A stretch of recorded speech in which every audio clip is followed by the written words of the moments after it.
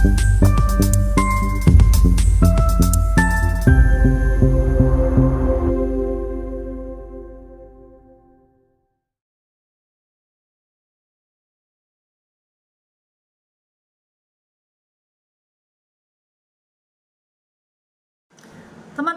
shalom, puji Tuhan diberikan lagi kesempatan untuk berjumpa di dalam YouTube channel Tanya Aja Pasti Ku Jawab. Berikut ini kita akan menyaksikan sebuah debat sederhana antara Islam dan Kristen dengan debat yang masuk akal namun disajikan dengan lucu. Karena itu tonton video ini dari awal sampai habis dan semoga memberikan pencerahan ya. Oke, menurut Al-Quran, ada nggak orang-orang yang menyembah selain Tuhan? Menurut Al-Quran? Menurut Al-Quran, apakah ada orang-orang yang menyembah kepada selain Tuhan? Banyak. Banyak. Oke, perbuatan apa yang diperbuat mereka sehingga dikategorikan itu menyembah? Ya, contoh mereka menyembah batu. Ya, perbuatan Mereka apa sehingga? pohon, Ya, maksudnya gini. Ya, maksudnya gini. Perbuatan apa yang diperbuat seseorang sehingga disebut itu menyembah gitu. Ya mereka bersujud misal di hadapan pohon. Di hadapan pohon. Mereka memberikan apa sesajen mungkin. Oke, memberikan penghormatan kepada pohon gitu ya. Sujud di depan pohon berarti itu menyembah pohon, betul Bang? Ya. Oke, kalau pohonnya diganti dengan batu berwarna hitam, apakah itu dapat disebut juga menjadi penyembahan batu hitam? Diganti dengan? Tadi kan Abang bilang, kalau orang bersujud di hadapan pohon, kemudian memberikan penghormatan kepada pohon tersebut, ya kan, memuliakan pohon tersebut, artinya dia menyembah pohon, betul? Betul, Bang? Betul, tapi dengan rasa menganggap, tapi dulu dengan menganggap bahwa sekarang ada ditambahin lagi pohon nih. atau batu itu, ya betul, karena harus jelas itu definisinya. Abang takut kali nih dengan batu berwarna hitam nih. Abang curiga. Enggak, saya tahu arah tujuan Anda.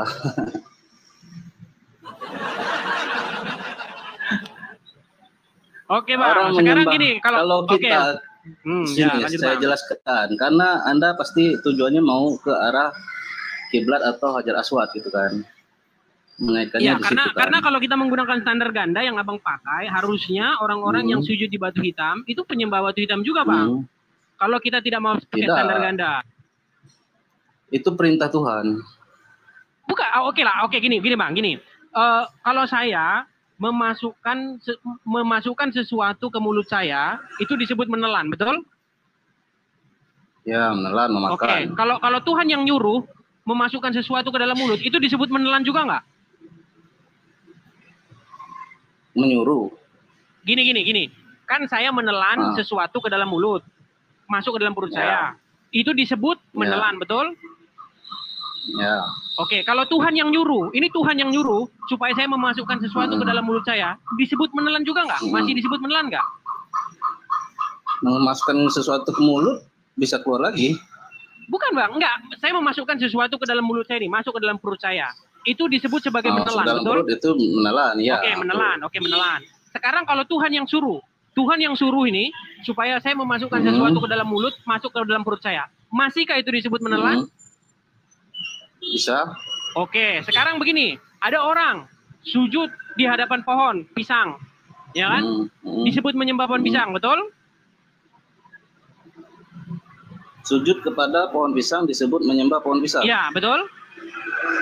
Itu saya benarkan sekarang dulu. Sudah berbelit-belit nih. Sekarang udah berbelit-belit nih. Pulang dulu, Bang. Yang sederhana, Bang. Paham saya Jadi paham, yang nonton hampir 250 loh, Bang. Gila, saksikan, Bang, ya. Kalau ada orang sujud di hadapan pohon pisang, berarti dapat dikatakan bahwa orang tersebut menyembah pohon pisang, betul?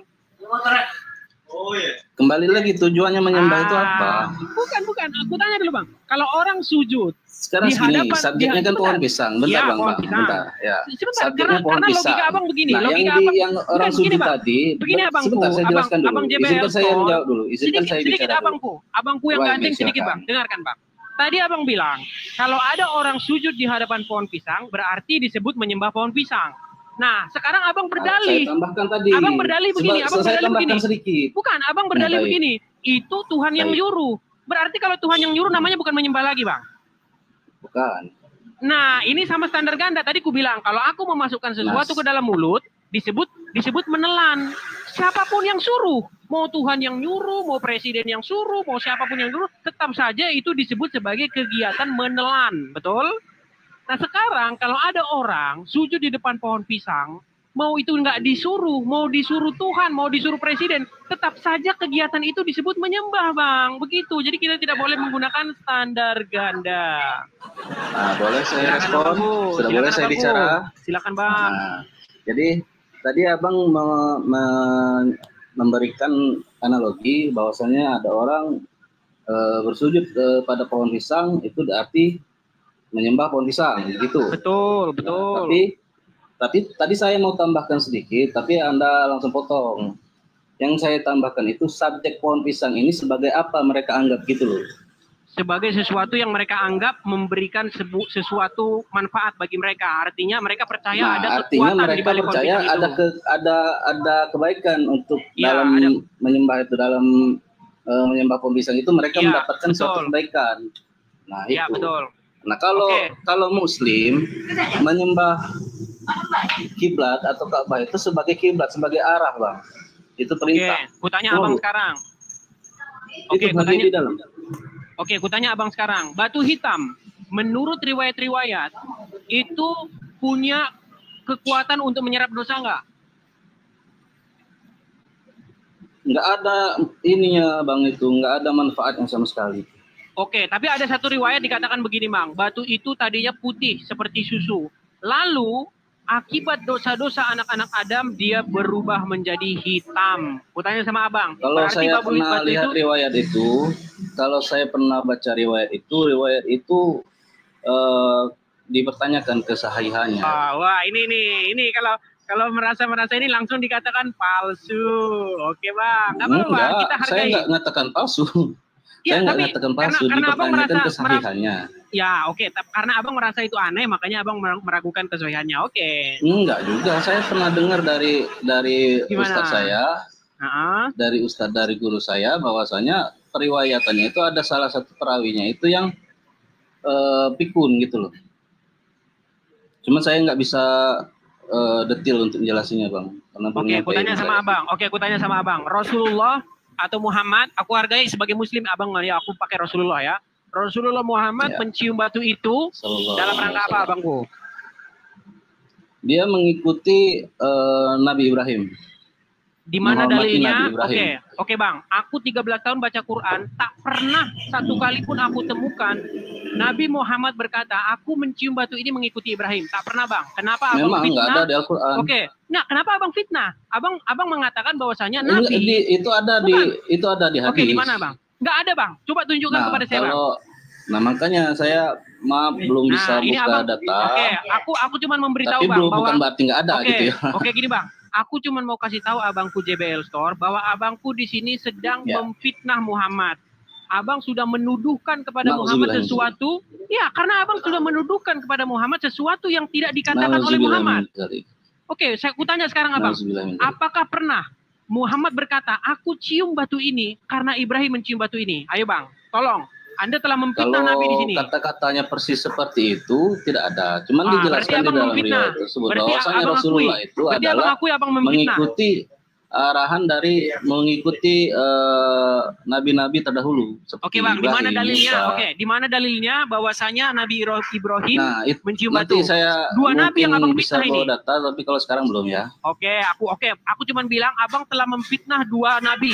Pertama, Nabi Ibrahim Abang fitnah. Kalau Anda ngomong begitu, Anda memfitnah saya. Kalau saya nggak fitnah. Bukan, kan Abang mengatakan. Bahwa Abang mengatakan bahwa Nabi Ibrahim mencium batu itu, betul? Baru kemudian makanya Muhammad mengikuti Nabi Ibrahim, betul? Betul? Ya. Oke, sekarang begini, kalau ternyata yang Abang katakan itu tidak benar, berarti Abang sudah memfitnah dua orang. Ibrahim Abang fitnah. Kalau ternyata apa yang saya katakan benar? Bang, aku 13 tahun baca nggak pernah nemukan itu. Bang, saya seumur hidup loh, Bang, Islam. Iya, oke, di mana? Oke, aku tantang Abang, di mana itu? Nah, makanya kalau saat ini saya belum bisa bawa data. Karena saya juga lagi di luar. Baik.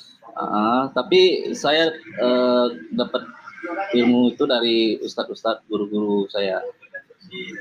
Baik, kembali ke tema awal lagi Bang. Masalah menyembah tadi. Seseorang dikatakan menyembah, Abang setuju nggak? Seseorang dikatakan menyembah ketika seseorang tersebut melakukan suatu perbuatan kepada sesuatu yang memprioritaskan sesuatu itu di atas segala sesuatu, mengutamakan segala sesuatu itu di atas segala sesuatu. Sepakat tidak?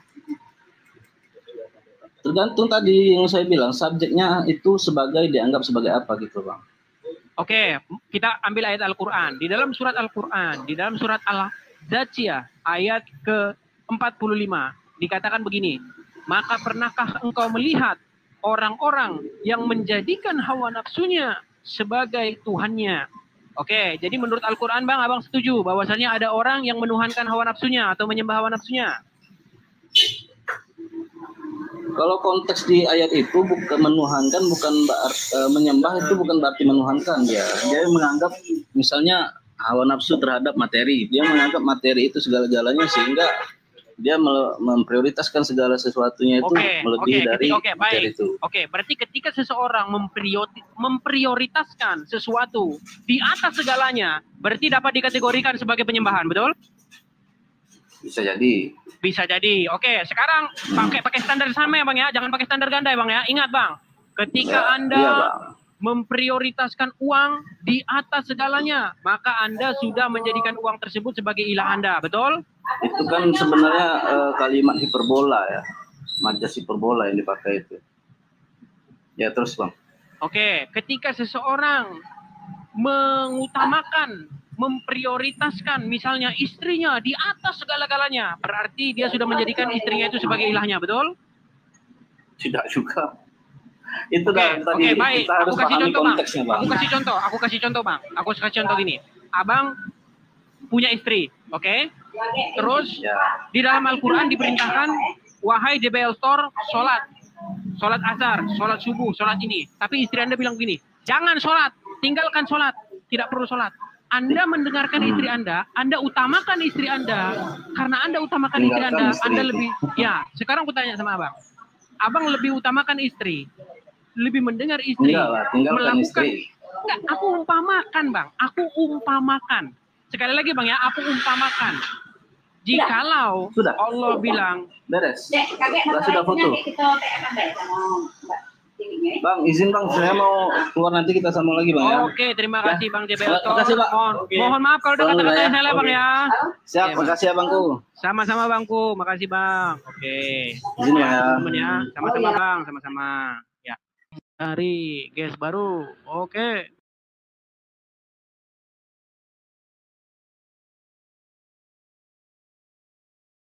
Dedi. Halo Dedi. Halo. Muslim Bang. Hah? Abang Muslim. Muslim. Apa cerita Bang? Bang. Kalau ada orang bersujud di hadapan pohon pisang, berarti orang tersebut menyembah pohon pisang nggak Bang? Maksudnya? Kalau ada orang nih ya, dia putar-putar pohon pisang, terus sujud menghadap pohon pisang tersebut, cium-cium pohon pisang itu, berarti mereka menyembah pohon pisang nggak Bang? Tergantung niatnya. Dia niatnya menyembah atau tidak? Dari tindakan itu Bang, dia putar-putar tuh pohon pisang tuh, ya kan? Kemudian dicium-cium itu pohon pisang, ya kan? Terus diberi salam lah pohon pisang itu kan, aku datang memenuhi panggilanmu, begitu. Terus dia bersujud di hadapan pohon pisang itu, berarti itu menyembah nggak Bang? Dia tindakan dia itu dia berniat untuk menyembah nggak? Kalau dia berniat untuk menyembah berarti tidak dibolehkan itu. Bang, ini kita nggak bicara mengenai boleh atau tidak boleh Bang. Oke lah, aku ganti Bang. Ini ada kelompok orang ya, Kemudian mereka itu putar-putar patung, ya kan? Ada patung tuh, mereka putar-putar tuh. Kemudian dicium-ciumilah patung itu kan, mereka sujudlah ke patung itu. Berarti nyembah patung nggak itu Bang? Enggak, maksudnya gini. Ini konteksnya apa? Wah, nampaknya abang gemetar ini untuk mengakui bahwa itu penyembahan patung, Bang.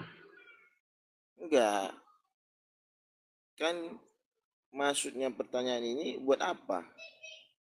Buat bertanya kepada abang, apakah itu adalah penyembahan patung? Kan sederhana itu, Bang. Sekarang gini, sederhana aja. Konteksnya bahwasanya orang ini berputar segala macam. Kalau memang mereka itu bahwasanya menyembah yang seperti itu, kalau di ajaran Islam tidak dibolehkan. Bang, kita nggak bicara itu dibolehkan atau tidak, Bang. Bahkan ini nggak ada kaitannya sama sekali dengan Islam. Nah, baru?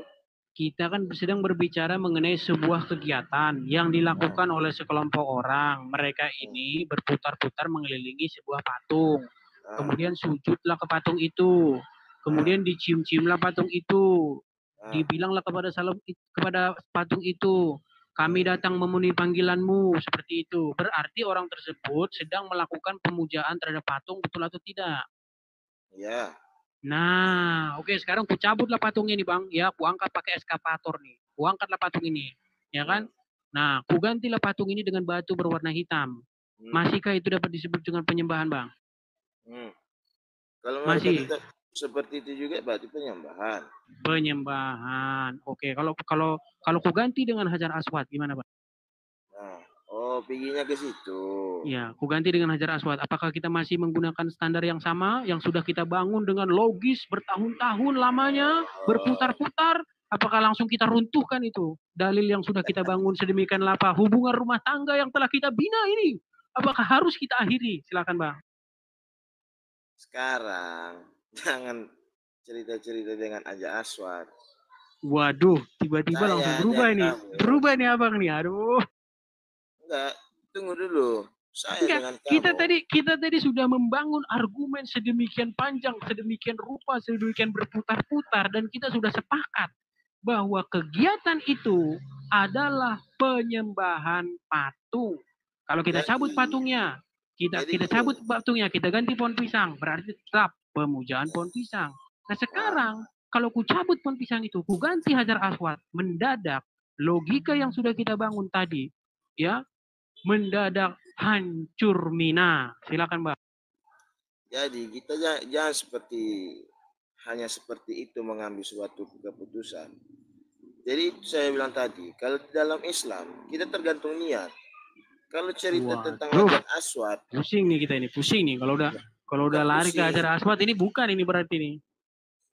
Enggak gitu. Bang, gini aja logika sederhana. Logika sederhana gini. Jangan Anda gini, logika sederhana gini, Bang.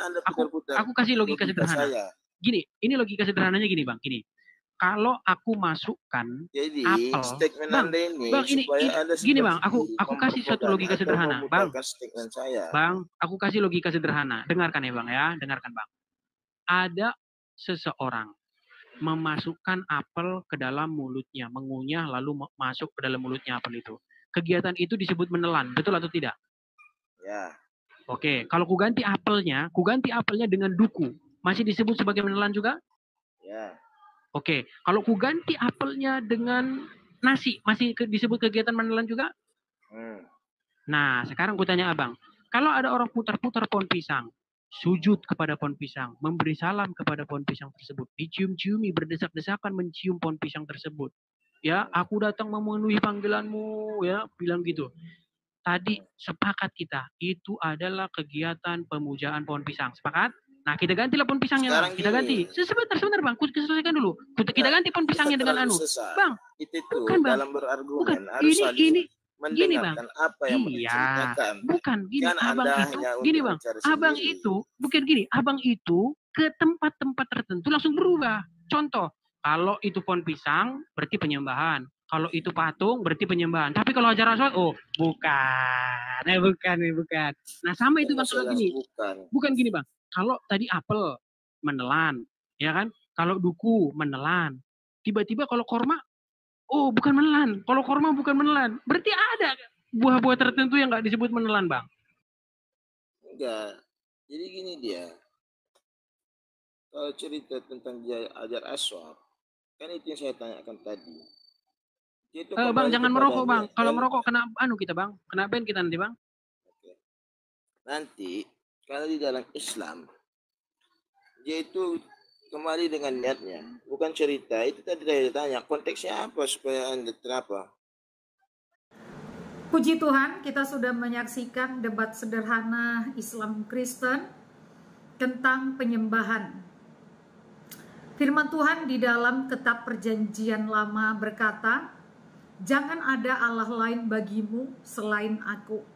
Artinya bahwa pusat penyembahan setiap orang percaya atau setiap orang Kristen hanyalah kepada Allah. Tidak boleh kepada manusia, tidak boleh kepada pohon, tidak boleh kepada binatang, tidak boleh kepada arwah, tidak boleh kepada benda-benda atau apapun juga. Tetapi pusat penyembahan kita hanyalah kepada Allah yang sudah menciptakan, yang sudah memberikan kehidupan, yang sudah memberkati kehidupan kita, dan yang akan memberikan hidup yang kekal kepada setiap orang percaya. Jangan pernah memberikan penyembahan kepada sesuatu selain daripada Tuhan, agar kita tidak berdosa dan kita tidak menyalahi ataupun tidak menduakan Allah Sang Pencipta, Allah yang hidup dan yang berkuasa. Tuhan Yesus memberkati.